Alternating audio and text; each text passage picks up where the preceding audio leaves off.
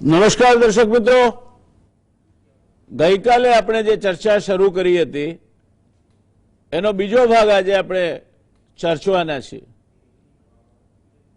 સમગ્ર વિશ્વમાં સત્તાના સમીકરણોમાં મોટા ફેરફાર થઈ રહ્યા છે.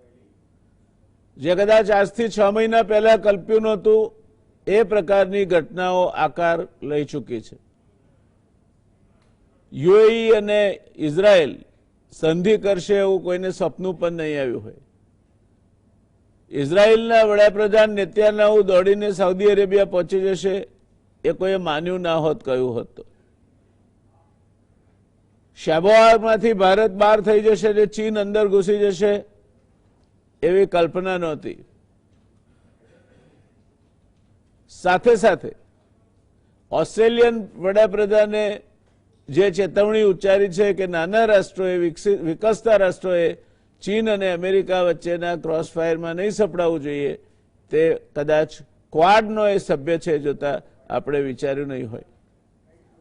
આ બધાના ઉપર શિરમોર સમી ઘટના બની છે ઈરાનના, જેને ફાધર ઓફ ન્યુક્લિયર એનર્જી કહી શકાય એવા વૈજ્ઞાનિકનું ઈરાનની અંદર ઘૂસીને એનું એસેસિનેશન એટલે હત્યા કરવામાં આવી છે.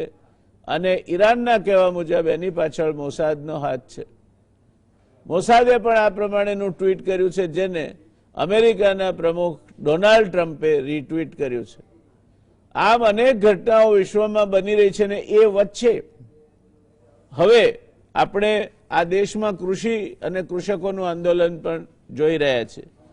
દર્શક મિત્રો, થોડા દિવસ પહેલા લંડનમાં ભરાયેલી એક કોન્ફરન્સમાં ઓસ્ટ્રેલિયાના વડાપ્રધાન સ્કોટ મોરિસને જે કહ્યું તે રજૂ કરીને ચર્ચાની શરૂઆત કરી છે. આમ તો કાલે આનો ઉલ્લેખ કર્યો હતો, પણ સ્કોટ મોરિસન કહે છે કે ઓસ્ટ્રેલિયા અમેરિકાના ખોળામાં બેઠેલું ગલુડિયું છે, તે પ્રકારની છાપ એમને મંજૂર નથી અને દરેક રાષ્ટ્રે પોતપોતાના હિતોને લક્ષ્યમાં રાખીને બીજા દેશો સાથે સંબંધ રાખવા જોઈએ. ચીન સાથે કારણ વગર સંબંધ બગાડવા જરૂરી નથી એવું કહેતા એમણે નાના દેશોને ચીન અમેરિકા વચ્ચેના આંધળા ગોળીબારમાં ફસાઈ ન જવાની તાકીદ કરી છે. આજના તાજા સમાચાર છે, અત્યાર સુધી પ્રેસિડેન્ટ ઇલેક્ટ જો બાઇડનને પોતે કોઈપણ હિસાબે સત્તા નહીં સોંપે તેવું કહેનાર ડોનાલ્ડ ટ્રમ્પ હવે કૂણા પડ્યા છે. હું વ્હાઇટ હાઉસ નહીં છોડું તેમ કહેનાર ટ્રમ્પે પ્રથમ વખત વ્હાઇટ હાઉસ છોડી દેવાનો સંકેત આપ્યો છે. ટ્રમ્પે અમેરિકાના પ્રમુખની ચૂંટણીમાં ઘણા ગૂંચવાડા ઉભા કર્યા. કોર્ટોએ ટ્રમ્પની અનેક ઇલેક્શન પિટિશન નકારી છે. ટ્રમ્પે માંગેલી પુનઃ મતગણતરીમાં બાઇડનના મત થોડાક વધ્યા છે, એટલે ટ્રમ્પ માટે દુકાળમાં અધિક મહિનો આવ્યા જેવું થયું છે. પોમ્પિયો એણે કહ્યું છે કે સ્ટેટ ડિપાર્ટમેન્ટ બાઇડનને સત્તા સોંપણી સરળતાથી પતે તે માટે પ્રયત્નશીલ રહેશે. લપસી પડ્યા તો કે સાષ્ટાંગ કરતો હતો, તે રીતે હજુ પણ ટ્રમ્પ કહે છે મતોનું મોટા પાયે કૌભાંડ થયું છે, એટલે પોતે બાઇડનને વિજેતા નહીં માને પણ ઇલેક્ટોરલ કોલેજ સિસ્ટમનું સન્માન કરશે. પ્રશ્ન એ થાય છે કે આ ઇલેક્ટોરલ કોલેજ જે 14મી ડિસેમ્બરે મળવાની છે એ છે શું? ઇલેક્ટોરલ કોલેજમાં 538 સભ્યો છે. અમેરિકન સિસ્ટમ પ્રમાણે મતદારો સીધા પ્રમુખ માટે મતદાન કરતા નથી, પરંતુ તેઓ ઇલેક્ટોરલ કોલેજના 538 સભ્યોની ચૂંટણી કરે છે. અમેરિકાના રાજ્યોની વસ્તી પ્રમાણે આ સભ્ય સંખ્યા એમને ફાળવવામાં આવે છે. ઇલેક્ટોરલ કોલેજના 538 સભ્યો એ પ્રમુખની ચૂંટણી કરે છે. ઇલેક્ટોરલ કોલેજમાં જો બાઇડનને 306 મત મળ્યા છે, 270 મત જોઈએ, જ્યારે ટ્રમ્પને 232 મત મળ્યા છે. વ્હાઇટ હાઉસ પહોંચવા માટે મેં જણાવ્યું તેમ 270 મત જરૂરી છે. ઇલેક્ટોરલ કોલેજમાં બાઇડનને ભારે બહુમતી મળેલ હોવાથી એમને અમેરિકાના 46મા પ્રમુખ તરીકે પસંદ કરાશે, એમાં હવે કોઈ શંકા દેખાતી નથી. આમ અમેરિકામાં ટ્રમ્પ યુગ અને ટ્રમ્પની નીતિઓનો અંત આવશે. આ મોટામાં મોટું જો ડેવલપમેન્ટ હોય તો આ છે કે ટ્રમ્પનો અંત આવશે, એની સાથે ટ્રમ્પ યુગનો અને ટ્રમ્પની નીતિઓનો અંત આવશે. પણ 7 કરોડ જેટલા લોકોએ ટ્રમ્પને પણ મત આપ્યા છે, એટલે અમેરિકામાંથી ટ્રમ્પિઝમની વિદાય થશે કે નહીં એ માટે હજુ આપણે રાહ જોવી પડશે. આને પરિણામે ચીન સમેત ઘણા બધા દેશો સાથેની અમેરિકાની નીતિ અને સંબંધો બદલાશે. અમેરિકા વિશ્વની મહાસત્તા છે. WHO માંથી નીકળી ગયેલું અમેરિકા કદાચ એમાં પાછું ફરશે. જો બાઇડન માનવ અધિકારના સમર્થક છે. ભારતમાંથી એમ્નેસ્ટી ઇન્ટરનેશનલ ઉચાળા ભરી ગઈ છે. એ ક્યાંક ને ક્યાંક ભારત માટે ચિંતાનો વિષય બનશે. ભારતને યુનોની સિક્યોરિટી કાઉન્સિલમાં પ્રવેશ મળે, બાઇડન એ મતના છે. તેમણે પસંદ કરેલ વિદેશ પ્રધાન એક ઠરેલ અને વૈશ્વિક રાજનીતિના પ્રવાહોના અચ્છા જાણકાર વ્યક્તિ છે. 78 વર્ષના બાઇડન પણ સૌમ્ય વ્યક્તિત્વ ધરાવે છે અને ખૂબ લાંબો ઇતિહાસ સેનેટર તરીકેનો એમનો છે. સૌથી યુવાન વયે સેનેટર બનવાનો રેકોર્ડ એમણે પ્રસ્થાપિત કર્યો હતો અને ભારત માટેની એમની લાગણી પ્રમાણમાં હકારાત્મક છે એમ કહી શકાય. આ પરિસ્થિતિમાં ક્વાડ ઇઝરાયલ આરબ સંબંધોમાં આવેલો બદલાવ, નાટો સંધિ અને યુરોપના દેશોના સમીકરણોમાં કોઈ બદલાવ આવશે કે કેમ, ઓસ્ટ્રેલિયાના વડાપ્રધાન સ્કોટ મોરિસનની નાના દેશોને જે સલાહ આપી છે તેમાંથી આપણે શું સમજવું, અફઘાનિસ્તાનમાંથી અમેરિકાની વિદાય પછી તે પછીનું તાલિબાનનું રાજકારણ અને આઈએસઆઈથી માંડીને વહાબી સુધી જે જુદી જુદી જાતના સંમિશ્રણો અમેરિકાએ તાલિબાનમાં ભેગા કર્યા છે રશિયા સામે લડવા માટે અને એને તોડી પાડવા માટે અને પરાસ્ત કરવા માટે, એ હવે ઘોડો કાબુમાં રહેશે કે કેમ, અને અમેરિકા વિદાય થયા પછી આ તાલિબાની તત્વો કયા પ્રકારનું વર્તન કરશે, એની શું અસર ભારત પર થશે, એ પણ વિચાર માંગી લેતો વિષય છે. પાકિસ્તાનને રાજી રાખવાની અમેરિકાની રાજનીતિ, સિનો ઇન્ડિયા એટલે કે ભારત ચીનના સંબંધો, નવી ઊભી થઈ રહેલ રશિયા, ચીન, પાકિસ્તાન, ઈરાન, મલેશિયા, તુર્કી ગોલ્ડન રિંગ, જેની સાથે અમેરિકાના સંબંધો કેવા રહેશે, તેના કેવા પરિણામો આવે છે તે દર્શક મિત્રો જોવું રસપ્રદ બની રહેશે. આજે ગઈકાલની વિદેશ નીતિની ચર્ચાને આગળ વધારતા એની પણ ચર્ચા કરવી છે કે ભારતીય વિદેશ નીતિ પોતાના પાડોશીઓ સાથેના સંબંધમાં કેમ ગોથું ખાય છે. નેપાળ ભારતથી અલગ હોઈ શકે એ કલ્પના જ દુષ્કર છે. આપણે નેપાળને ગુમાવ્યું છે એટલું જ નહીં, પણ 1800 કિલોમીટર લાંબી બોર્ડર જાળવવાની પેટ ચોળીને પીડા ઊભી કરી છે. ભૂતાન, જેની વસ્તી માંડ 7 થી 8 લાખ છે, આપણા ખેડૂતોને વર્ષોથી સિંચાઈ માટે પાણી આપતું હતું, તે બંધ કરી દે એ કોઈ સારી નિશાની નથી. બાંગ્લાદેશ સાથેના આપણા સંબંધોમાં ખટાશ આવી છે, એના પણ કારણો છે. પાકિસ્તાનની તો આપણે વાત ના કરીએ તે જ સારું છે. આ પરિસ્થિતિમાં ભારતની વિદેશ નીતિ ક્યાંક ગળથોલિયું ખાઈ ગઈ છે એવું માની શકાય. દરમિયાનમાં ઈરાનના ટોચના અણુ વૈજ્ઞાનિક મોહસિન ફખરીઝાદાનું શુક્રવારે ઠંડા કલેજે ખૂન કરી દેવાયું છે, જે માટે ઈરાનના વિદેશ મંત્રીએ ઇઝરાયલ અને તેની જાસૂસી સંસ્થા મોસાદ સામે આંગળી ચીંધી છે. ઇઝરાયલના વડા નેતન્યાહુ માટે 2021નું વર્ષ ખરાબ આવવાનું છે. તેઓ ક્રિમિનલ આરોપો સામે લગભગ હારી રહ્યા હોય તે પ્રકારની પરિસ્થિતિ દેખાય છે. પ્રેસિડેન્ટ ડોનાલ્ડ ટ્રમ્પે ઇઝરાયેલી પત્રકાર દ્વારા કરવામાં આવેલ ટ્વીટ, જે પ્રમાણે આ ફખરીઝાદા મહાબાદીનું મોસાદે કતલ કરી છે, તેને ડોનાલ્ડ ટ્રમ્પે રીટ્વીટ કરીને પોતાનું સમર્થન આપ્યું છે. 2021નું વર્ષ ઘણા બધા પ્રશ્નો લઈને આવવાનું છે દર્શક મિત્રો. ઘર આંગણે કોવિડનો પ્રશ્ન તો છે જ, કાશ્મીરનો પ્રશ્ન પણ છે, પણ એ સિવાયના ઘણા પ્રશ્નો આંતરરાષ્ટ્રીય રાજનીતિમાં જેની સીધી અસર એક યા બીજી રીતે ભારતને થાય ઊભા થવાના છે. કોવિડને કારણે દુનિયાની રાજનીતિમાં જે બદલાવ આવવાનો છે એની ચર્ચા આપણે હવે પછી ક્યારેક કરીશું. ક્વાડ વિશે આપણે બહુ ગાજ્યા, તે સંદર્ભે તાજેતરમાં ઓસ્ટ્રેલિયન વડાપ્રધાને જે કહ્યું છે તે સંદર્ભમાંથી ભારતે શું તારણ કાઢવું.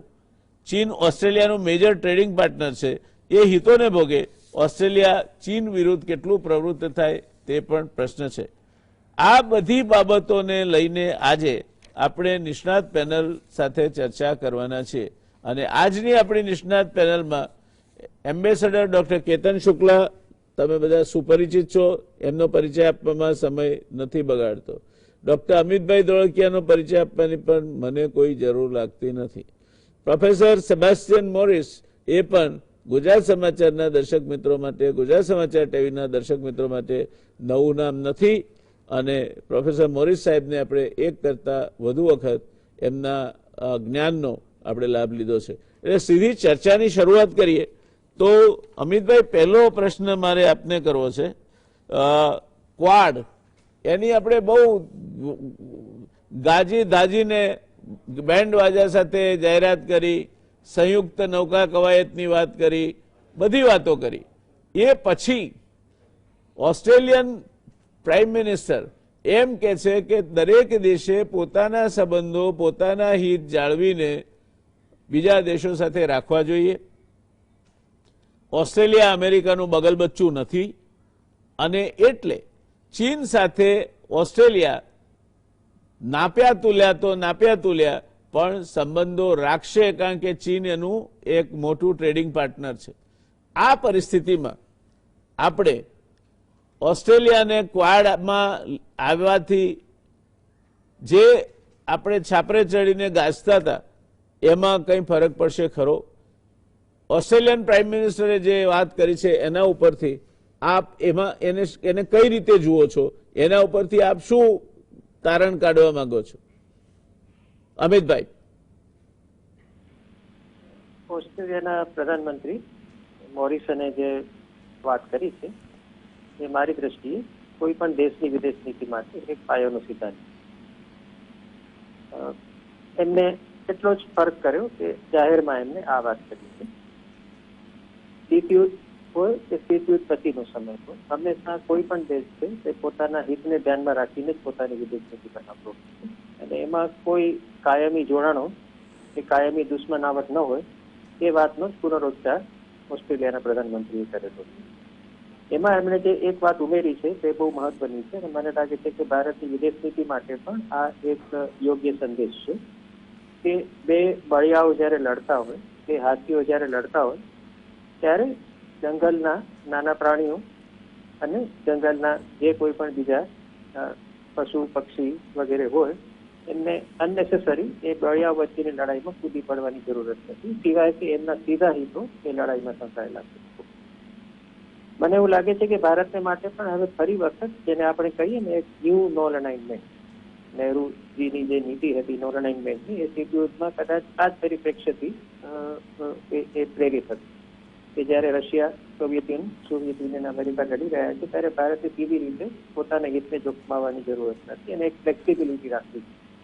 વિદેશ નીતિનો જો મુખ્ય સિદ્ધાંત છે તે ફ્લેક્સિબિલિટી. તમે જેટલા ફ્લેક્સિબલ હશો એટલું તમારું પાવરનું જનરેશન વધારે સારી રીતે થઈ શકશે. એટલે જે સાઇનોફોબિયા ટ્રમ્પે જે છેલ્લા 4 વર્ષમાંથી કર્યું છે તે એ છે કે ચીન વિરુદ્ધ એક એટલો બધો પ્રચાર એમને કર્યો કે ચીન એ દુનિયાની સૌથી મોટી ખતરનાક એવો દેશ છે. ચીનના વિરુદ્ધ એક ડર પેદા કરવો દુનિયામાં તમામ જગ્યાએ કે જો ચીનને નાખવામાં નહીં આવે તો દુનિયાનો વિનાશ થઈ જશે. તે પ્રકારનો ડર શીતયુદ્ધની શરૂઆતમાં અમેરિકાએ સોવિયત યુનિયન માટે પણ કર્યો હતો કે જો સોવિયત યુનિયનને નહીં નાખીએ તો દુનિયા ખતમ થઈ જશે અને તમે અમારી સાથે આવી જાઓ. એટલે ભારતે મને લાગે છે કે આ સાઇનોફોબિયા જેને કહીએ કે ચીનનો એક બિનજરૂરી ડરના ટ્રેપમાં આવવાની જરૂરત નથી. ચીન સાથે આપણું જે હિત છે મુખ્ય છે બોર્ડર ડિસ્પ્યુટ. બાકી આપણે ચીન સાથે બીજી કોઈ મોટી લડાઈ નથી. તો ભારતનો અત્યારે પ્રયાસ મારી દ્રષ્ટિએ એવો જ હોવો જોઈએ કે ચીન સાથે માત્ર આ એક સિંગલ ઇસ્યુ જે છે તે બોર્ડર ઇસ્યુ, તિબેટ પણ કદાચ આપણા માટે અત્યારે એટલો મોટો ઇસ્યુ નથી જેટલો બોર્ડર છે, એ આપણે સીધી રીતે અથવા તો ઇનડાયરેક્ટ કોઈ દેશોની મદદથી, રશિયા આપણે મદદ કરી જ રહ્યું છે છેલ્લા 4-5 મહિનાથી ચીન અને ભારત વચ્ચેના પ્રશ્નને ઉકેલવા માટે. તો બોર્ડર ડિસ્પ્યુટ રાતોરાત ઉકેલાવાનું નથી, પણ બોર્ડર પર સ્થિરતા જળવાઈ રહે, શાંતિ જળવાઈ રહે એવું જો આપણે એન્શ્યોર કરી શકીએ આપણા પ્રયાસોથી તો અમેરિકા અને ચીનને જે કરવું તે કરે.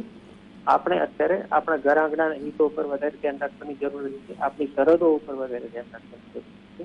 નહીં કે વૈશ્વિક સ્તરે બેગાની શાદીમાં અબ્દુલ્લા દીવાનાની જેમ આપણે પણ કૂદી પડવી જોઈએ. એટલે મને લાગે છે કે ઓસ્ટ્રેલિયાના પ્રધાનમંત્રીની જે વાત છે ક્યાંક ને ક્યાંક ભારતને માટે પણ એટલી જ પ્રસ્તુત છે કે એક ઇક્વી ડિસ્ટન્સ રાખવાની જરૂરત છે અને ચીનના હિતોને આપણા અને ચીન વચ્ચેના જે પ્રશ્નો છે એને આપણે અમેરિકા અને ચીન વચ્ચેના પ્રશ્નોથી અલગ કરીને જોવાની આવશ્યકતા છે. મુખ્ય જે ભારતનો પ્રશ્ન છે અત્યારે મારી દૃષ્ટિએ એ છે કે ચીન સાથે બિનજરૂરી હરીફાઈમાં આપણે ઉતરી પડવાની જરૂરત નથી. ચીન અને ભારત વચ્ચે જે સત્તાની અસંતુલન છે એ બહુ મોટું છે. લગભગ ચીન ભારત કરતા 3 ગણો વધારે પ્રભાવશાળી દેશ છે, શક્તિશાળી દેશ છે, આર્થિક દ્રષ્ટિએ, લશ્કરી દ્રષ્ટિએ, રાજકીય દ્રષ્ટિએ. તો જ્યાં સુધી આપણે આપણી આર્થિક, ટેકનોલોજીકલ અને લશ્કરી તાકાતને વધારીશું નહીં ત્યાં સુધી બિનજરૂરી ચીન સાથે વૈશ્વિક હોડમાં કે સ્પર્ધામાં ઉતરવાની જરૂર નથી. ભારતને માટે બીજી પણ એક શીખ મહત્વની છે કે વિશ્વ સત્તા કે વિશ્વગુરુ બનવાની જે મહત્વાકાંક્ષા છેલ્લા 5-10 વર્ષથી ભારતમાં બહુ પ્રબળ રીતે જાગી ગઈ છે, એને પણ અત્યારે ક્યાંક નિયંત્રિત કરવાની જરૂર છે. વિશ્વ સત્તા બનવાથી દેશો સુરક્ષિત નથી થતા હોતા અને સુખી પણ નથી થતા. સૌથી અસુરક્ષિત દેશો જો અત્યારે કોઈ હોય તો એ દેશો છે કે જે આ મહત્વાકાંક્ષા કેળવીને આખી દુનિયામાં બિનજરૂરી રીતે કૂદી પડે. એટલે ભારતે તો પેલા સુખી રાષ્ટ્ર બનવાની એક અપેક્ષા રાખવી જોઈએ. આપણા આંતરિક પ્રશ્નો, આપણી ગરીબી, આપણી બેકારીના પ્રશ્નો છે, સામાજિક ન્યાયના પ્રશ્નો છે, ટેકનોલોજીની ડેવલપમેન્ટના પ્રશ્નો છે, શિક્ષણના પ્રશ્નો છે, આ બધાને ઉકેલવું. પછી 20-25 વર્ષ પછી એવું લાગે કે ના ખરેખર આપણે હવે ચીનની સમકક્ષ મહાસત્તા બની શકીએ એમ છીએ, ત્યારે દુનિયાના પ્રશ્નોમાં આપણે કૂદવું જોઈએ. અત્યારે તો આપણે માત્ર દક્ષિણ એશિયા અને આપણી આસપાસનો જે ઇન્ડો પેસિફિક વિસ્તાર છે એ વિસ્તાર પૂરતું આપણે ધ્યાન કેન્દ્રિત રાખવું જોઈએ. અને એનાથી આગળ જ્યારે પણ આપણે લાગે કે આપણી આર્થિક, લશ્કરી અને ટેકનોલોજીકલ સત્તા ઊભી થઈ છે, ત્યારે વિશ્વની આ જે કોઈ પણ સ્પર્ધાઓ થઈ રહી છે એમાં આપણે સક્રિય પ્લેયર તરીકે ઝંપલાવવું જોઈએ. એટલે મારો પ્રશ્ન અત્યારે એટલો છે કે થોડી ડિફેન્સિવ ફોરેન પોલિસી આપણે ફોલો કરવી જોઈએ, નહીં કે એગ્રેસિવ ફોરેન પોલિસી કે આક્રમક એવી ફોરેન પોલિસી. જય નારાયણ. ધન્યવાદ કેતનભાઈ. આ સદીની શરૂઆતમાં અમેરિકાની ડેવલપમેન્ટ કાઉન્સિલે અમેરિકન પ્રમુખને સલાહ આપતો જે અહેવાલ બનાવ્યો હતો કે અમેરિકાએ પોતાનું વિશ્વમાં નેતૃત્વ કઈ રીતે જાળવી રાખવું અને વિશ્વની આર્થિક અને રાજનીતિક પ્રવાહોની બદલાતી તરાહ શું હશે, એમાં ચોખ્ખું એણે કહ્યું છે કે 21st century will belong to Asia, and in Asia, India and China will occupy the center stage. It will be prudent for United States of America, therefore, to make China and India confront rather than collaborate. And should they not, then create another axis under the leadership of Japan, having the countries like Japan, Singapore, Malaysia, Indonesia, to apply the brakes to rising influence of India and China. આ સ્પષ્ટ નીતિ અમેરિકાની પ્રમુખની હોવી જોઈએ એવું 2000ની સાલમાં કહેવામાં આવ્યું હતું. આજે 2020માં છીએ આપણે. એ સલાહ અમેરિકન પ્રમુખોએ પાળી છે એ સાચું પડતું દેખાય છે. અમિતભાઈ એક સરસ શબ્દ વાપરે, બે હાથી લડે. આપણે ગુજરાતીમાં કહેવત છે કે પાડા લડે ને ઝાડનો ખો નીકળે. તો કેતનભાઈ, મારો સીધો પ્રશ્ન એ છે આપને કે આ લડાઈમાં આપણે ક્યાંક અમેરિકાના ચડાવ્યા ચડી ગયા છીએ અને વધારે પડતા ચડી ગયા છીએ એવું આપ માનો છો? અને અમેરિકામાં હવે સત્તા પલટો થવાનો છે, જો બાઇડન આવશે પછી આ ચીન સાથેની આપણી જે ઉશ્કેરણી, ટ્રમ્પનો એક એજન્ડા હતો, તે ઉશ્કેરણી હું નથી માનતો કે ચાલુ રહે, તો પછી ચીન સાથેના સંબંધો પ્રમાણમાં સુધરે એવી કોઈ શક્યતા આપ જુઓ છો? આમાં એવું છે કે આપણે જે અત્યારે પરિસ્થિતિ છે, આપણે કાલે જ મેં કહ્યું હતું કે તે એકદમ ફ્લુઇડ સિચ્યુએશન છે. હવે ટ્રમ્પ એમને પેન્સિલ્વેનિયામાં કેસ હારી ગયા એટલે હવે એમને ખબર પડી કે હવે 30 કેસ હાર્યા પછી જે કહેવાય ને કે પડ્યા પર પાટા જેવું થયું છે, એટલે હવે એમને છોડવાનું નક્કી થઈ ગયું. પણ જે એમની પોલિસી છે બહુ વિચિત્ર અને બહુ જોખમી છે. એ ડિક્ટેટરા પોલિસી જેવું છે કે આજે કાલે ઈરાનમાં જે થયું એ પહેલા ટ્રમ્પે સુલેમાન હાસિમીને ત્યાં આગળ કાશ્મીરને ઈરાકમાં મારી નાખ્યા. ઓસ્ટ્રેલિયાનું જે સ્ટેટમેન્ટ છે એ સ્ટેટમેન્ટ આપણે બહુ ચિંતા કરવા જેવું હાલ પૂરતું નથી, કારણ કે હમણાં જે આપણે મલબાર 2 એક્સરસાઇઝ થઈ તેમાં ઓસ્ટ્રેલિયાએ પણ પાર્ટ લીધો હતો. એમનું HMS બાલાક્રાટ આવ્યું હતું, HMS નિમિસ હતું, વિક્રમાદિત્ય હતું, જાપાન હતું અને જર્મનીએ સોલ્જર મોકલ્યા હતા. પણ જે પહેલા મેં એકવાર કહ્યું હતું કે અત્યારે જે ચીનની પરિસ્થિતિ છે કે જે આ લોકોએ 2020માં લખ્યું હતું, તો 2008 સુધી તો મેં પણ ફોરેનમાં ઘણી જગ્યાએ લેક્ચર આપ્યા છે કે 2020 ઇન્ડિયા માટેનું વર્ષ હશે. એનું એક કારણ હતું કે મેકેન્ઝીએ એક રિપોર્ટ કર્યો હતો કે $200 બિલિયન વર્ષે ઇન્ડિયા ખાલી સ્કિલ અનસ્કિલ લેબરને ફોરેન મોકલીને જે આપણી ડેમોગ્રાફિક એડવાન્ટેજ હતો એ મળશે. એટલે આજે બધા રિપોર્ટ લખાય એ વખતની આખી પરિસ્થિતિ જુદી હતી. અત્યારે એવું થયું છે કે આપણે જે ડેમોગ્રાફિક ડિવિડન્ડ મળવું જોઈતું હતું એ હવે જે ઇમિગ્રન્ટ યુરોપને લેવાના હતા એ લોકોએ સિરિયાનામાંથી 1 મિલિયન લોકોને લઈ લીધા. એટલે આપણે જે આખો એક મોટો મહત્વનો એક ચાન્સ ગુમાવ્યો. ઓસ્ટ્રેલિયાનું મેં પહેલા બી કહ્યું હતું, ઓસ્ટ્રેલિયા અત્યારે એમણે જે સ્ટેટમેન્ટ કર્યું છે એમાં એક બીજું વધારાનું સ્ટેટમેન્ટ કર્યું છે કે ગ્લોબલ ઇન્ફ્લુઅન્સ ઓફ ચાઇના, એટલે એમનો જે ઇકોનોમિક ગ્રોથ છે અને પોવર્ટી એલિવેશનને એમના વખાણ કર્યા છે. એટલે આ જે સ્ટેટમેન્ટ છે એ સ્ટેટમેન્ટ એમણે ચાઇનાને ખુશ રાખવા માટે કર્યું છે. એનું કારણ છે એ કોવિડમાં સૌથી આગળ વધ્યા હતા. એમણે અમેરિકા કરતાં પહેલા બી ઝંડો ઊંચો કરીને ચાઇનાની અગેન્સ્ટ બોલવાનું શરૂ કર્યું હતું. પરિસ્થિતિ ઓસ્ટ્રેલિયાની અત્યારે એટલી ખરાબ થઈ છે કે કાલે ફરી એમણે ચાઇનાએ 200% વાઇન ઉપર ડ્યુટી નાખી. એટલે આપણે જોવા જઈએ તો જે 22 ઇમ્પોર્ટ કરે છે જે ચાઇનામાંથી, એમાંના 18નું એમની પાસે કોઈ સબસ્ટિટ્યૂટ નથી. 30 એક્સપોર્ટમાં 1/3, ઓસ્ટ્રેલિયાના 30 જે મોટા એક્સપોર્ટ એમાંથી 22માં 1/3 એ ચાઇના કરે છે. $123 બિલિયન, એટલે 32% ઓસ્ટ્રેલિયાનો જે ટોટલ એક્સપોર્ટ છે એ ચાઇનામાં છે. આયર્ન ઓર, કોપર, બાર્લે, બીફ, આ બધી જ વસ્તુઓમાં ચાઇનાએ પ્રતિબંધ મૂકી, એટલે કે ઓફિશિયલી ડિક્લેર કર્યા વગર ખરીદવાનું બંધ કર્યું છે. એજ્યુકેશનમાં $13 બિલિયન મળતા હતા, એગ્રીકલ્ચરમાં $11 બિલિયન છે અને ટ્રાવેલમાં $16 બિલિયન. એટલે આવી પરિસ્થિતિમાં એમના ફોરેન મિનિસ્ટરે કહ્યું 3 દિવસ પહેલા કે આપણે રિસ્પેક્ટફુલી બે દેશોએ વાત કરવી જોઈએ. એટલે આ જોવા જતાં એક વસ્તુ ક્લિયર છે કે સૌથી મહત્વની વસ્તુ ઇકોનોમી છે અને કોવિડમાં ઇકોનોમી આ બેસી ગઈ છે. આપણી $2.5 ટ્રિલિયન ઇકોનોમી છે, ચાઇનાની 15 ટ્રિલિયન, એટલે 6 ગણી છે. આ પરિસ્થિતિમાં આપણે જોવા જઈએ તો જાપાન અને જર્મની, એમનું આર્મી પણ નથી, છતાં એ વર્લ્ડના સુપર પાવર જેવા થઈ ગયા છે. એટલે આપણે સૌથી પહેલાં તો એ જોવું જોઈએ કે આપણે વિશ્વગુરુ છીએ, આપણે ક્યાં ઊભા છીએ. અને જમીન પર પગ રાખીને જોવા જઈએ તો જાપાન પણ ચાઇના સાથે બહુ એન્ટેંગલ થયેલું છે, એટલે જે કહે કરોળિયાના ઝાડા જેવું છે. જાપાનનો $300 બિલિયન ટ્રેડ છે ચાઇના જોડે, એમાં 20% ચાઇના જોડે છે. $130 બિલિયન એસેટ, $14.4 બિલિયન એમનું FDI છે. એટલે આ રીતે જોવા જઈએ તો ચાઇનાનું જાપાન જોડે પણ ટ્રેડ ઓસ્ટ્રેલિયાની જેમ જ ઘણો સારો છે. એટલા માટે જે હમણાં રિસન્ટલી ટીટી થઈ RCEP, એમાં ચાઇના, જાપાન, ન્યુઝીલેન્ડ, ઓસ્ટ્રેલિયા અને સાઉથ કોરિયા પણ છે. અને જે સાઉથ ઇસ્ટ એશિયાના દેશો છે, એટલે ચાઇનાએ આમાં એક તો એમ લીડ લીધી છે, પણ સૌથી મહત્વનો મુદ્દો એ રાખ્યો છે કે એ આસિયન ડિપ્લોમસી મિડલ લેવલની આ જીત છે, અને અમેરિકા CTPPમાં નીકળી ગયું છે. એટલે આ બધી પરિસ્થિતિ જોવા જઈએ તો આપણે ક્વાડમાં હવે બિડેન આવવાથી બહુ સૌમ્ય, મિતભાષી, 28 વર્ષે સેનેટર બનેલા કે જે 29 વર્ષે શપથ લીધી, એમનો ફોરેન પોલિસીનો બહોળો અનુભવ છે. એમણે જે નવી ટીમ જાહેર કરી છે, ખૂબ જ એક્સપિરિયન્સ અને એકદમ સોલિડ અને સારી ભણેલી, કે જેના વિશે હવે રિપબ્લિક પાર્ટી ટ્વીટ કરે છે કે બધા આવી યુનિવર્સિટીમાં કેમ ભણેલા છે. એટલે આપણે માટે એ એક બહુ મોટી તક હવે ઊભી થાય છે. આપણે બેકા સાઇન કર્યું છે. એટલે આપણે અને બિડેન ચાઇના જોડે સંબંધો બહુ બગાડશે નહીં, પણ એ ડેમોક્રેસી અને હ્યુમન વેલ્યુ એને માટે અને મોરલ અને એથિક્સમાં ખૂબ જ આખી દુનિયામાં એમનું માન છે. એટલે હવે જ્યારે બિડેનની ટીમ આવશે ત્યારે આપણા માટે અમુક વસ્તુઓ બહુ ઇમ્પોર્ટન્ટ છે.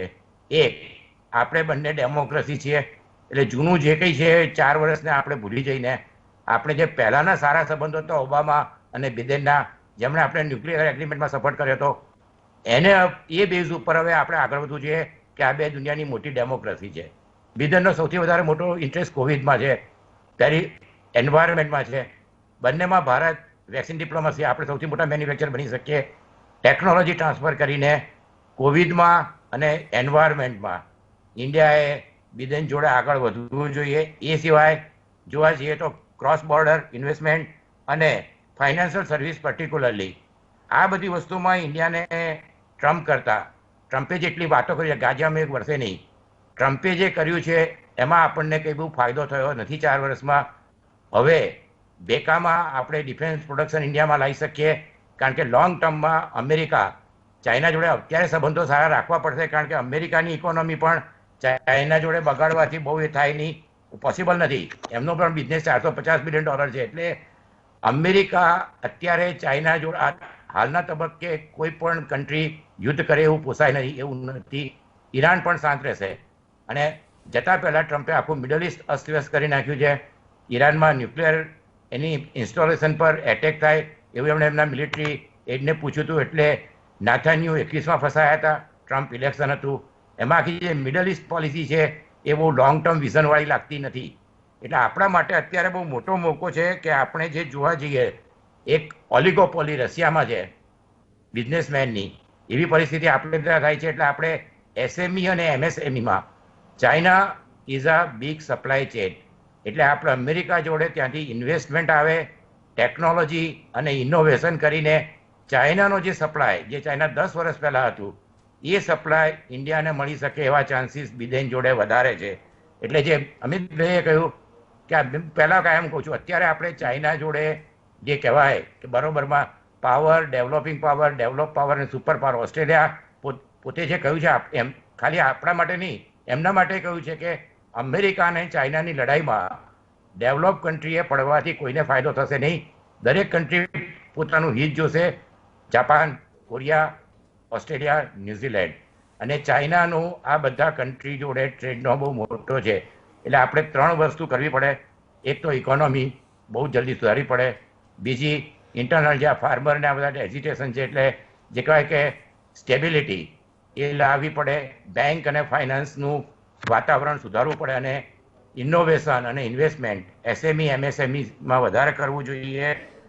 એફડીઆઈ આપણે જોવા જઈએ તો અમેરિકાનું એફડીઆઈ $30 બિલિયન છે, પણ ફોરેન પોર્ટફોલિયો જે સ્ટોક 11 લાખ કરોડનું 30% ઇન્વેસ્ટમેન્ટ અમેરિકાનું છે. એટલે આપણી પાસે એક બહુ મોટો મોકો આવ્યો છે.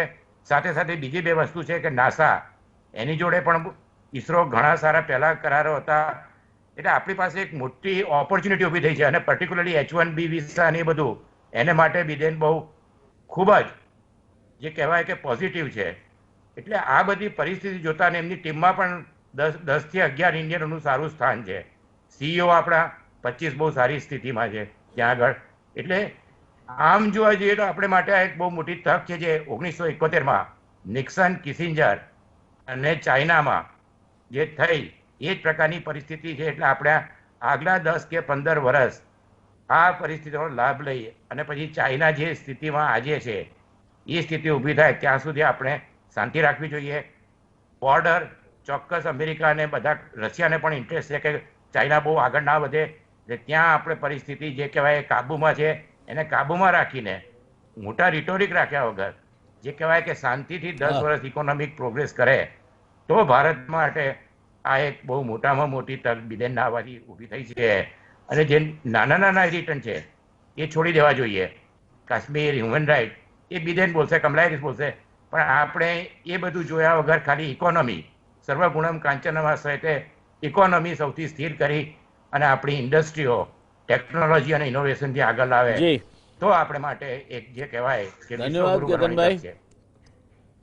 એક નાનકડા કમર્શિયલ બ્રેક માટે રોકાઈશું અહીંયા અને બ્રેક બાદ સીધા જઈશું પ્રોફેસર સેબેસ્ટિયન મોરિસ સાહેબ પાસે કેટલાક સીધા પ્રશ્નો લઈને.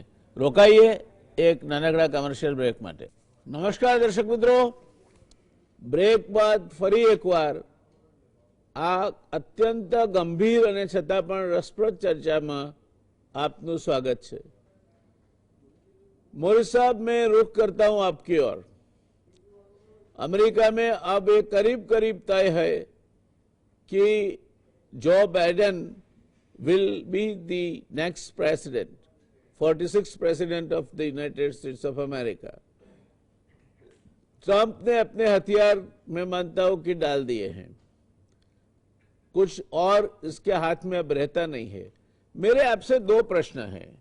एक तो जो घटनाएं ह्यूमन राइट्स से रिलेटेड है, एमनेस्टी इंटरनेशनल जैसे इस देश को छोड़ के चली गई है, चाइना के साथ मैं मानता हूं कि अपने संबंध, अगर आप ये बात की पुष्टि करें या उस पर कोई प्रकाश फेंके कि इसकी वजह क्या है, चाइना के साथ हमारे संबंध क्यों बिगड़े। चाइनीज प्रीमियर हमारे यहाँ दो बार आ गए, अत्यंत नजदीकी दिखाई दी हमारे प्रधानमंत्री जी के साथ। उनकी बॉडी लैंग्वेज देखते हुए ऐसा लगता था कि दोनों बहुत अच्छे दोस्त हैं। फिर क्या हुआ, किस चीज ने बाजी बिगाड़ी। तो चाइना के साथ हमारे संबंध क्यों खराब हुए, ट्रंप का उसमें कितना हाथ है, और दूसरा बिडेन आने के बाद human right issues specially amnesty international और अदर ऑर्गेनाइजेशन से जुड़ी बातों पर किस तरह के भारत को प्रश्नों का सामना करना पड़ सकता है। ओके, तो ये जो मेरे ख्याल से ये जो चाइना और इंडिया का डिस्प्यूट बॉर्डर के साथ चल रहा था, ओके, वैसे और कोई डिसएग्रीमेंट नहीं है चाइना के साथ। ऑन द इकोनॉमिक फ्रंट हमारे साथ उनका कोई, in fact in China has become one of the important trading partners for India. लेकिन ये बॉर्डर का जो इश्यू है, ये चाइना का स्ट्रेटेजिक मिस्टेक है कि अभी उन्होंने इस टाइम पर when they are in deep conflict with US उन्होंने रेस किया है। तो ये क्या करता है, इंडिया को फोर्स करता है to go into the US camp. Okay, तो ये एक ऐसा सिचुएशन है कि अगर ये नहीं हुआ, अगर if on the border side China had kept quite और ठीक है बताते रहे कि हमारा वो टेरिटरी है ऐसे, लेकिन वो एस्केलेट नहीं किया, अगर ये नहीं होता था तो वो India would have taken a middle path, क्योंकि हम इंडिपेंडेंट है unlike many of the other countries.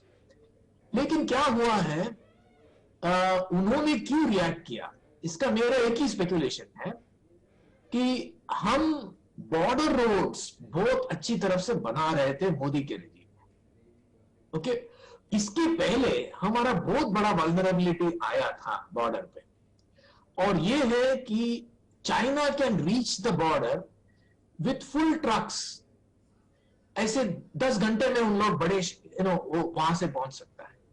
Okay, they have built a highway which girds the Himalaya, तो कोई भी पास पे उनको पहुंचना है तो उनके रास्ते जो रोड है वहां से आ सकते हैं विद बिग ट्रक्स। लेकिन इंडिया को 18 घंटा लगता है प्लेन से वहां तक कोई एक डिसेंट साइज ट्रक लेने के लिए।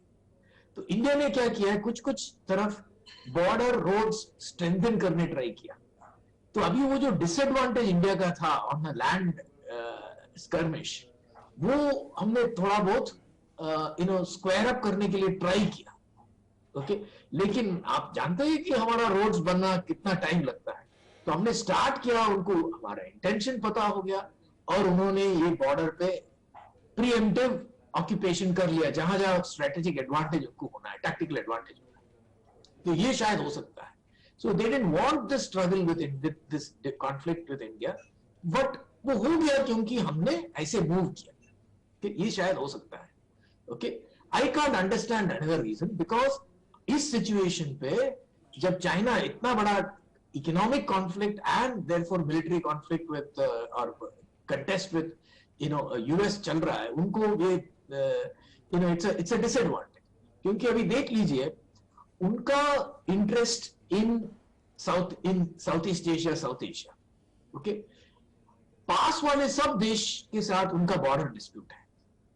Okay, whether it's Philippines, Taiwan और Vietnam, okay, and these are very important.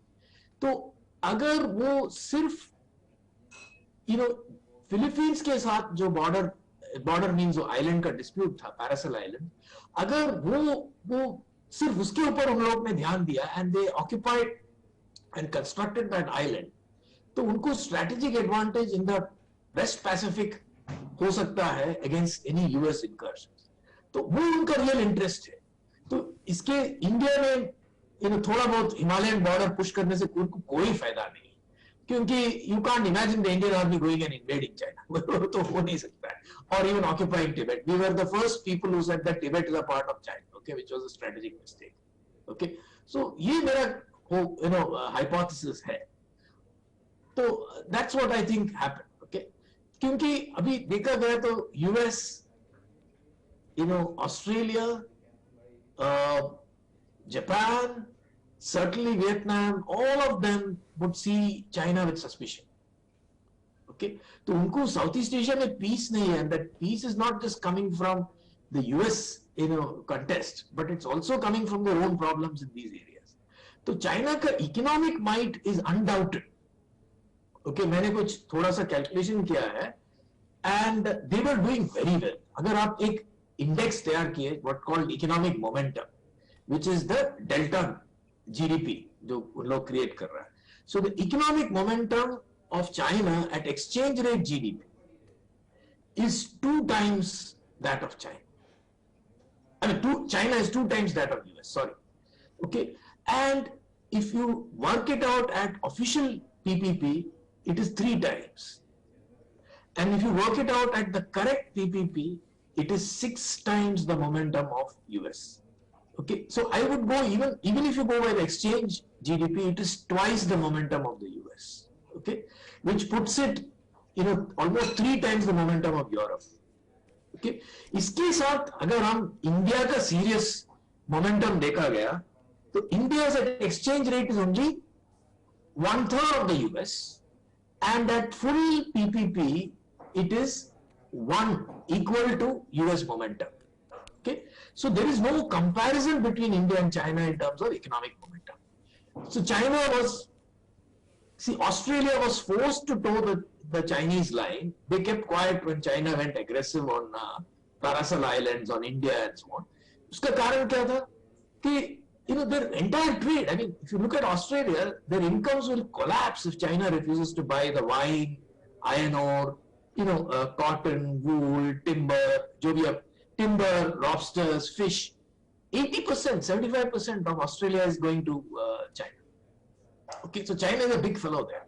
So Australian wines, okay, 70% of Australian wines, okay, maybe not 70, about 50% of Australian wines, China जाता है. तो यू कैन इमेजिन अगर China ये सब नहीं by किया, tariff बढ़ा दिया इसका और थोड़ा बहुत काट दिया, चाइना का इनकम तो थोड़ा कम हो जाएगा, but Australia will suffer deeply. Okay, तो ये ऑस्ट्रेलिया का बहुत बड़ा फुलिशनेस है that they are going in not just with the Quad, but उन लोग इकोनॉमिक ऑफेंसिव पे चला गया है. Okay, they have said that they are, उनका जो एग्रीमेंट था with Australia, they are going backwards on it and they have irritated China. Okay, Australia का जो एग्रीमेंट था चाइना से, ऑस्ट्रेलिया has irritated China. ये नहीं करना चाहिए था. तो Australia has gone into a difficulty. So मैं क्या कह रहा हूं कि ये बहुत ही अभी कॉम्प्लेक्स सिचुएशन आ गया है. दूसरी तरफ उधर ईरान देख लीजिए आप, यूएस इतना फुलिश थिंक कर रहा है, ईरान को अभी वो इरिटेट कर रहा है क्योंकि नेतन्याहू इजराइल से he wants to ensure that US will not come to any good deal with Iran. तो अगर आप ईरान को आइसोलेट करके उसको बॉक्स करने ट्राई किया US, Russia goes aggressive. Okay, so the US is going to face a problem. Okay, so ये बहुत ही कॉम्प्लेक्स सिचुएशन हमारे neighbourhood and in the globe आ रहा है कि विच वे इट विल गो मुश्किल है बोलना. ओके, ધન્યવાદ. દર્શક મિત્રો, મોરેશ સાહેબની એક વાત બહુ સરળ છે કે નાણાં વગરનો ના થયો અને નાણે ના થાય. ભાઈ, તમારે પહેલા વિશ્વમાં ક્યાંય પણ માથું ઊંચું કરવું હોય તો તમારી અર્થવ્યવસ્થા સુધારવી પડે. જ્યાં સુધી તમારી અર્થવ્યવસ્થા ના સુધરે, જ્યાં સુધી તમે ઘરાંગણાના ખેડૂત આંદોલનથી માંડીને અનએમ્પ્લોયમેન્ટ એટલે બેરોજગારીના પ્રશ્નોમાંથી ઊંચા ના આવો, ત્યાં સુધી ઘરના છોકરા ઘંટી ચાટે તે ઉપાધ્યાયને આટો કરવા જવાની જરૂર નથી. આ બહુ સ્પષ્ટ વાત કહી. ચીન સાથે જે કંઈ તમારે બોર્ડરની તકલીફ છે એ વચ્ચે મધ્યસ્થી રાખી રશિયા જેવાને, અને બને તેટલી એને ધીરે ધીરે, આ છે શતરંજની રમત છે, રાતોરાત નહીં થાય, પણ એને ઉકેલવી જોઈએ. અમિતભાઈ, હવે આપણે ક્વિક રાઉન્ડમાં આવીએ. દરેકની પાસે 3-4 મિનિટથી વધારે સમય નહીં રહે. માનો છો આપ કે ભારતે ટ્રમ્પના રવાડે ચડીને ચીન સાથે સંબંધો બગાડ્યા, અથવા ભારતે જે 370ની કલમ જે પાસ એનો રદ કરી અને ત્યાર પછીના જે ઉચ્ચારણો બેફામ થવા માંડ્યા કે અમે તો જીતી લઈશું, ને એમાં ત્યાં ચીનનો પણ ભાગ છે, અને આપણા વિદેશ સચિવ એ વખતે હતા, હવે વિદેશ મંત્રી છે, એમને દોડીને ચીન જવું પડ્યું અને ત્યાં જઈને ખાતરી આપવી પડી કે ભારતનો લાઇન ઓફ કંટ્રોલ ક્રોસ કરવાનો, લાઇન ઓફ કંટ્રોલ ઓળંગવાનો કોઈ પણ ઈરાદો નથી. તો આ ઉલળપણા પગ પર કહેવાય અને સરળ ગુજરાતી ભાષામાં કહીએ તો જરૂર હું માનું છું, કારણ કે વિદેશ નીતિ એ ખૂબ જ સંવેદનશીલ બાબત છે અને બને ત્યાં સુધી વિદેશ નીતિ અને આંતરિક રાજકારણ અને ચૂંટણીઓના જે ઇમ્પરેટિવ્સ છે એ બંનેને અલગ રાખવા જોઈએ. આપણા સમાજ અને આપણી જે કંઈ પણ ભારતની જે ડેમોગ્રાફી છે એ એવી રીતે આપણા પડોશી રાષ્ટ્રોની સાથે ગૂંચવાઈ ગયેલી છે કે આપણે ચૂંટણી લડવા માટે આપણા પડોશી રાષ્ટ્રોનો ઉપયોગ કરવો જ પડે છે. માત્ર ચીન માટે સાચું નથી અને બાંગ્લાદેશ સાથે ખૂબ જ કદાચ નરેન્દ્રભાઈ મોદીની વિદેશ નીતિની કોઈ સૌથી સફળ બાબત હોય તો ભારત અને બાંગ્લાદેશ વચ્ચે એમને ખૂબ જ સુમેળભર્યા સંબંધો સ્થાપ્યા એ હતી અને દાયકાઓ જૂનો એન્ક્લેવ્સનો પ્રશ્ન આપણે સોલ્વ કરી શક્યા, આર્થિક સંબંધો આપણા ખૂબ જ ઘનિષ્ઠ થયા બાંગ્લાદેશ સાથે. પરંતુ ક્યાંક ચૂંટણીઓની સભામાં બાંગ્લાદેશીઓને ખદેડી મૂકીશું, એક એકને શોધીને પાછા મૂકી દઈશું, એ પ્રકારની વાતો થવા લાગી ચૂંટણી સભામાં. સ્વાભાવિક છે કે બાંગ્લાદેશમાં એના કેવા પ્રત્યાઘાતો આવે આપણે સમજી શકીએ છીએ અને ત્યારબાદ બેફામ વાણી વિલાસ મોંઘો પડે છે આપણે વિદેશ નીતિના મુદ્દે. એકદમ સાચી વાત છે. એટલે આ એક પ્રશ્ન આપણને નડી ગયો. એ જ રીતે શ્રીલંકાના પણ ક્યાંક આંતરિક રાજકારણમાં આપણે દખલગીરી કરી. નેપાળમાં જે મધેસીઓનો પ્રશ્ન આવ્યો તેમાં આપણે એક પ્રકારે ખુલ્લો એમ્બાર્ગો મૂકવા માટેની જે પ્રયત્ન હતો એનાથી પણ નેપાળની અંદર ભારત વિરુદ્ધ એક સંવેદન ઊભું થયું. એટલે મને લાગે છે કે ક્યાંક જો આપણે એક સંવેદનશીલતાપૂર્વક નેપાળ, બાંગ્લાદેશ, શ્રીલંકા, ચીન વગેરે સાથેના જે ઉદ્ગારો હતા એને જો આપણે હેન્ડલ કર્યા હોત તો સ્વાભાવિક છે કે આ પ્રશ્નને ટાળી શક્યા હોત. પણ આપણને ખુશી છે કે છેલ્લા એક અઠવાડિયામાં જે કેટલાક આપણે જે સમાચાર મળ્યા છે કે અત્યારે પણ ભારતના નેશનલ સિક્યુરિટી એડવાઇઝર શ્રીલંકામાં ગયા છે. શ્રીલંકા અને માલદીવની સાથે એમની વાટાઘાટો ચાલી રહી છે. શ્રીંગલા નેપાળની વિઝિટ પર ગયા છે આપણા ફોરેન સેક્રેટરી. બાંગ્લાદેશ સાથે પણ શ્રીંગલાએ બહુ ઘનિષ્ઠ વાતો કરી છે અને એક એવા સમાચાર પણ આવ્યા છે કે નરેન્દ્ર મોદી અને શેખ હસીના વાજેદ વચ્ચે એક વર્ચ્યુઅલ સમિટ મીટિંગ ભારત અને બાંગ્લાદેશ વચ્ચે ડિસેમ્બરમાં થશે. આપણા વિદેશ મંત્રી પણ સિસિલ, માલદીવ્સ, મોરિશિયસ સાથે વાટાઘાટો કરી આવ્યા જેથી કરીને હિન્દ મહાસાગરમાં ભારતની સુરક્ષા વધારે વ્યવસ્થિત થાય. તો બેટર લેટ ધેન નેવર. મને એવું લાગે છે કે ભારતે આ મેસેજ દીધો છે કે આપણે આપણા પડોશી રાષ્ટ્રોની લાગણીઓને, એમના હિતોને જાળવવા માટેની ખૂબ આવશ્યકતા છે અને આપણે આશા રાખીએ કે આવનારા સમયમાં આના આપણા દેશના માટે અને આપણા દેશના હિતને માટે કેટલાક ફેવરેબલ પડઘાવો પડે. ધન્યવાદ. દર્શક મિત્રો, વોટ્સએપ યુનિવર્સિટીમાં વિદેશ નીતિના યુદ્ધો નથી લડાતા અને વોટ્સએપ યુનિવર્સિટી થકી વિશ્વમાં વિશ્વગુરુ પણ નથી થઈ શકાતું. આ જે બહાદુરો આપણા ત્યાં બેફામ નિવેદનો કરે છે અને વોટ્સએપ યુનિવર્સિટીમાં પોતપોતાના વાહિયાત કહી શકાય એ હદ સુધી પોતાના અભિપ્રાયો મૂકે છે, તેમના માટે અમિતભાઈની આ વાતને ગંભીરતાથી લેવાનો સમય પાકી ગયો છે. જો આપણે દેશનું હિત ઈચ્છતા હોઈએ તો, જો દેશનું હિત ન ઈચ્છતા હોઈએ અને આ દેશ તૂટી જાય, આ દેશ વિદેશ નીતિના મોરચે પણ નિષ્ફળ જાય, આ દેશમાં અરાજકતા ઊભી થાય એવા આપણા પોતાના ઉદ્દેશો હોય તો વોટ્સએપ યુનિવર્સિટીમાં જે બેફામપણે જે પ્રકારના સંદેશાઓ જે કોઈ સંસ્થા અથવા જે વ્યક્તિઓ ફરતા કરે છે એને એમ કરતા રોકી શકાય નહીં. એ ભારતનો અંત વહેલો આવે તે દિશામાં પ્રયત્ન કરી રહ્યા છે એમ કહેવામાં મને જરાય સંકોચ થતો નથી. જઈશું આપણે કેતનભાઈ પાસે. કેતનભાઈ, રશિયા, ચીન, પાકિસ્તાન, ઈરાન, તુર્કી, મલેશિયા આ એક ધરી ઊભી થઈ છે. આંતરરાષ્ટ્રીય રાજનીતિમાં ભારતે આ માટે કઈ વ્યૂહરચના અપનાવવી જોઈએ અને રશિયા અને અમેરિકા સાથેના સંબંધોમાં પણ સંતુલન જાળવી રાખવાનું જરૂરી બનશે કારણ કે બંને દેશો પાસેથી આપણે હથિયાર ખરીદી છે અને એમાં પણ ઘણી બધી બાબતો રશિયા ઉપર આપણે આધારિત છીએ. રશિયા અત્યાર સુધી આપણને એ રીતે હથિયારોની બાબતમાં, આર્મ્સની બાબતમાં એક આધારભૂત સાથી તરીકે કામ આવ્યું છે. સિવાય કે 1962માં ક્રુશ્ચોવે કહેલું કે India is our friend but China is our brother. એટલે આ બાબતને ધ્યાનમાં રાખીને અમેરિકા અને રશિયા સાથેના સંબંધોમાં બાઇડનના આવ્યા પછી, કમલા હેરિસ ઉપપ્રમુખ બન્યા પછી કયા પ્રકારની સંવેદનશીલતા અને કયા પ્રકારની સાવચેતી આપણે રાખવી જોઈએ? આમાં બિડેનના આવ્યા પછી બે વસ્તુમાં બહુ મોટો ફેર પડશે.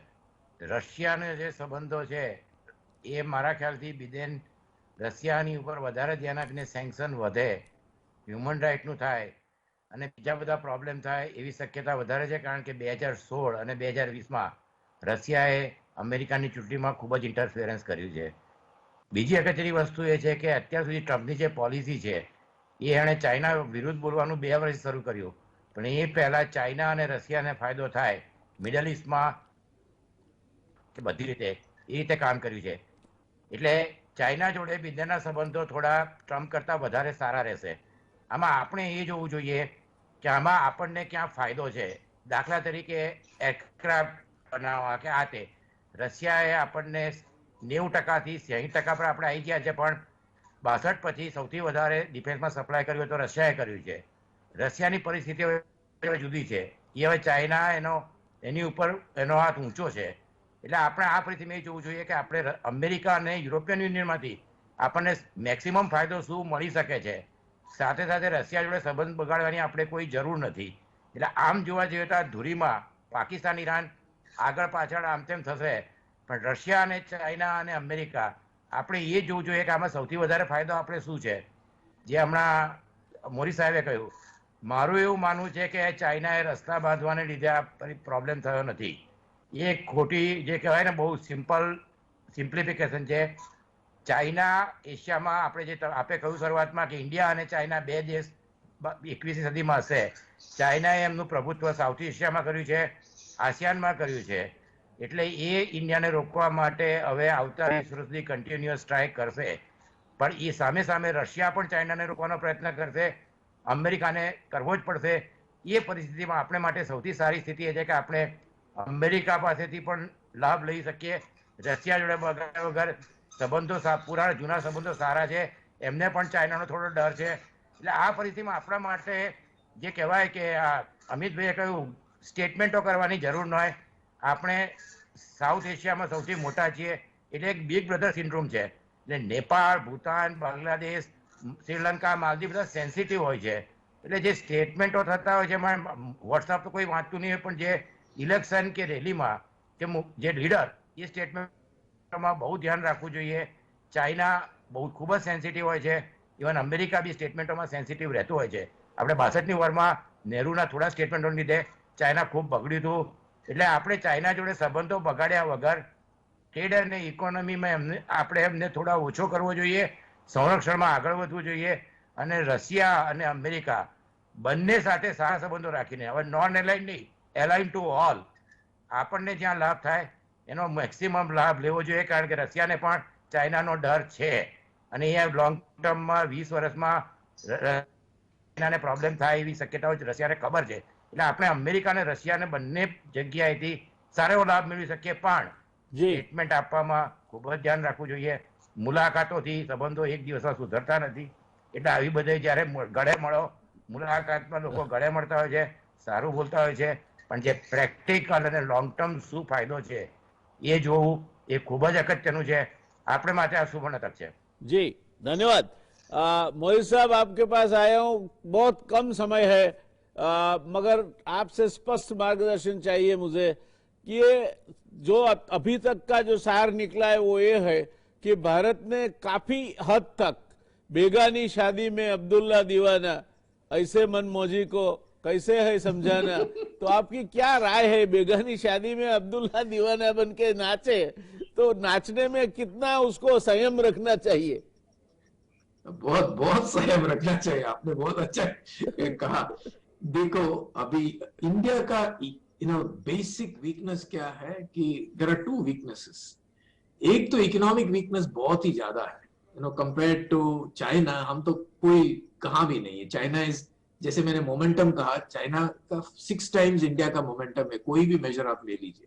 ओके, तो अगर आपको, तो ग्लोब हमें कैसा देखता है, 1/6 ऑफ चाइना दिखता है। कोई इकोनॉमिस्ट को 1/6 ऑफ चाइना इंडिया को दिखता है। तो ये इकोनॉमिक वीकनेस हम ओवरकम करना चाहिए। ओके, तो इसके पहले टू सेबर रैटल या कंटेस्ट पे जाना या ग्लोबल सीन में आर्ग्यू करना, उसका कोई ज्यादा मतलब नहीं है। Okay, because we can't call the bluff. Okay, everybody will call the bluff off. तो हमारा भांडा फूट जाए. ओके, दूसरा ये है कि हमारा जो डिफेंस वीकनेस है वो भी बहुत ज्यादा है. हम टैक्टिकल एक हफ्ता 2 हफ्ता का वॉर हम चाइना के साथ शायद कर सकते हैं, लेकिन उससे ज्यादा we'll have to depend on nuclear, क्योंकि उससे ज्यादा हमारा सब इक्विपमेंट हम अपने आप बनाते नहीं है. तो we are the world's largest importer, तो हमारा बहुत बड़ा डिफेंस का वीकनेस भी है. ओके, तो ये दोनों अगर ठीक हो गया कुछ 20 साल के बाद और हमारा इकोनॉमी का मोमेंटम करीब हाफ ऑफ चाइना हो गया, उसके बाद हम बहुत सारे चीज बोल सकते हैं. डेमोक्रेसी, ये we can play a global role. ये मैं सोच रहा हूं कि ये बहुत इंपॉर्टेंट है. और मीनवाइल, हाँ जी, प्लीज गो अहेड. उनके साथ बहुत अच्छा व्यवहार हो सकता है, यही मैं सोच रहा हूँ कि ये होना चाहिए, नहीं तो भांडा फूट सकता है. જી, ધન્યવાદ. દર્શક મિત્રો, ચર્ચાનું સમાપન કરવામાં એક વસ્તુ આપણે ગુજરાતી કહેવત યાદ રાખવાની કે જળનારીમાં જોર ના હોય તો દાયણ શું કરવાની છે. આપણે જાતે મજબૂત નહીં હોઈએ, અર્થવ્યવસ્થા લથડિયા ખાતી હશે, દેશમાં બેકારીથી માંડીને શિક્ષણ સાવ કનિષ્ઠ કક્ષાનું હોય ત્યાં સુધીના પ્રશ્નો હશે, તો આપણે ગમે તેટલો ઢોલ વગાડીશું તો દુનિયામાં કંઈ ઉપજવાનું નથી.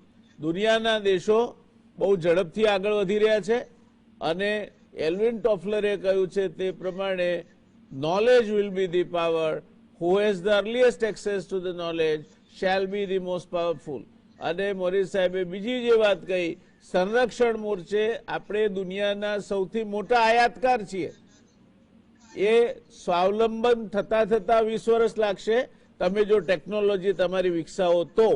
આ બંને બાબતોનો ખ્યાલ રાખીને ખૂબ મોટી જનસંખ્યા છે, ગરીબી છે, ગરીબીની રેખા નીચે કોવિડે બીજા 10 કરોડ લોકોને ધકેલી મૂક્યા છે, ખાવા માટેની તકલીફો છે, નોકરી માટેની તકલીફો છે, બીજા વધુ બેકારો બની રહ્યા છે, ઘર આંગણે ખેડૂતો આંદોલન પર ઉતરી આવ્યા છે, અર્થવ્યવસ્થા હજુ હમણાં આંકડા આવ્યા એ પ્રમાણે -7.5% નેગેટિવ છે ગયા ક્વાર્ટરમાં. આ પરિસ્થિતિમાં આપણે પહેલા વર્દિશ કરકે બનો જવા, પહેલા તમે કસરત કરો, મજબૂત બનો અને પછી કરલો દુનિયા મુઠ્ઠી में, એ પહેલા નહીં થાય. આ બાબત આપણે સમજવી જોઈએ. જ્યાં સુધી તમે મજબૂત નથી ત્યાં સુધી નિર્બળ માણસની સાથે કોઈ ઊભું રહેતું નથી અને સબળ માણસ હશે એના સગા થવા સૌ આવે છે. આ વાત સમજવી જોઈએ. અને આપણે આવેશમાં આવીને આજે વોટ્સએપ યુનિવર્સિટીમાં અને ચૂંટણી વખતે તો બેફામ ભાષણો થાય છે, એનાથી દેશને નુકસાન થાય છે, કોઈ ફાયદો થતો નથી. એ વાત પર ગંભીરતાપૂર્વક સમજવી જોઈએ. અમેરિકામાં બાઇડેન આવશે, બાઇડેન આવે, કમલા હેરિસ ઉપપ્રમુખ બને એટલે આપણને કંઈ આવીને દોડીને ભેટી નથી પડવાના, એવા કોઈ ખોટા ખ્યાલમાં રહેવાની જરૂર નથી. અમેરિકાના આ નવા પ્રમુખને નવા પ્રશ્નો હશે, એ આપણે ખ્યાલમાં રાખવું પડશે. એનાથી જે આપણા માટેના સબળ પાસા છે એની સાથે આપણે વધારે નિકટતા કેળવવી પડશે. મુલાકાત કરીને પહેલા ફર્સ્ટ નેમથી બોલાવીને નિકટતા ઊભી નથી કરાતી, નિકટતા ડિપ્લોમસીથી ઊભી કરાય છે. જે દેશનો વિદેશ મંત્રી ડિપ્લોમેટ રહી ચૂક્યો હોય, ચીનમાં રાજદૂત રહી ચૂક્યો હોય, એ દેશના વિદેશ મંત્રીને આ બધી બાબતો ખ્યાલમાં હોય જ, એના ખ્યાલમાં ના હોય એવું બને નહીં. એટલે આપણે સરકારને કામ કરવા દઈએ. વોટ્સએપ યુનિવર્સિટીને હમણાં 2 વર્ષ વેકેશન પર મોકલી દઈએ. તમારા બેફામ ને બેજવાબદાર સ્ટેટમેન્ટ ઉપર, નિવેદનો ઉપર લગામ નાખીએ અને ચૂંટણી વખતે જે મોફાડ અક્કલ વગરની વાતો થાય છે તેમાંથી આપણે બહાર આવીએ તો આપણે કદાચ દુનિયામાં ઊભા રહેવાને લાયક રહીશું. એ આજની વાતનો સાર છે. જોવાનું રહેશે. દુનિયા ઝડપથી બદલાઈ રહી છે, નવા બની રહ્યા છે સંગઠનો, જૂના તૂટી રહ્યા છે, નવી મૈત્રીઓ રચાઈ રહી છે, જૂની દુશ્મનીઓ પૂરી થઈ રહી છે. ત્યારે ભારત પોતે મગજ પર બરફ રાખીને વર્તે, આ શતરંજની રમત છે એ સમજીને ચાલે, એ વાત સાથે આપણે આજની વાત પૂરી કરીશું. મળીશું આવતા અઠવાડિયે સોમવારે એક સાવ નવા નક્કોર ટોપિક સાથે, નવી નક્કોર પેનલ સાથે, જે સીધી રીતે તમને સ્પર્શે છે. જોતા રહો ગુજરાત સમાચાર ટેલિવિઝન. શુભરાત્રી, શબ્બા ખેર.